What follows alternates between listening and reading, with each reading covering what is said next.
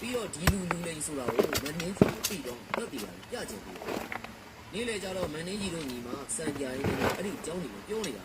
ကျုံးနဲ့ဒါမှမြင်တတ်တယ်လို့တော့ကိုယ်မရှိဘူးကြည့်မိရပါဗျာဟုတ်တယ်နင်းတို့ကလည်းစုံလိုက်တာနဲ့အဲ့ဒီဆရာဆိုင်ဆိုတဲ့စကားနှုတ်ကကိုမချဘူး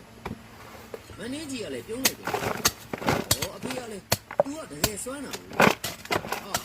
ငါညီးဖေပါငါလည်းစွမ်းပါလေအဖေစွမ်းတာနဲ့ तू စွမ်းတာ तू မှမတူအဖေတော်မှသူ့လိုဘေးတင်ခေါ်တယ်လို့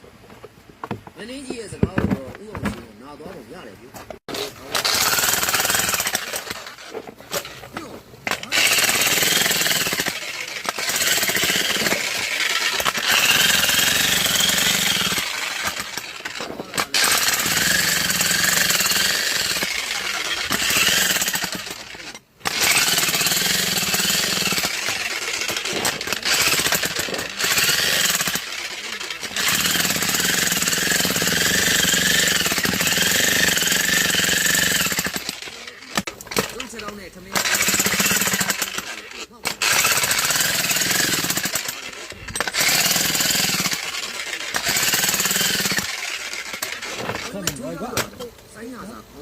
ဆိုင်ရစာပြောပြီးတော့အခန်းတော်မှာထောင်ထားတဲ့ဒီရက်စီးကိုပြီးဆွဲဒီရက်စီးယူကလည်းလက်မလုံးတော့ရှိတယ်ကြိမ်လုံးကြီးတက်ထားတာ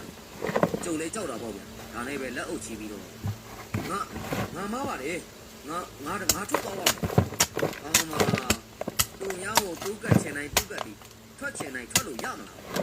ဟေးသူ့ကိုချုပ်ထားစမ်းဒီတရေကိုမှတ်လောက်သားလောက်ရိုက်နဲ့လွတ်ကျုံလည်းနှစ်ဖက်ကလာလာသားမြောက်ကလည်းချုပ်တယ်ပြီကျုံလည်း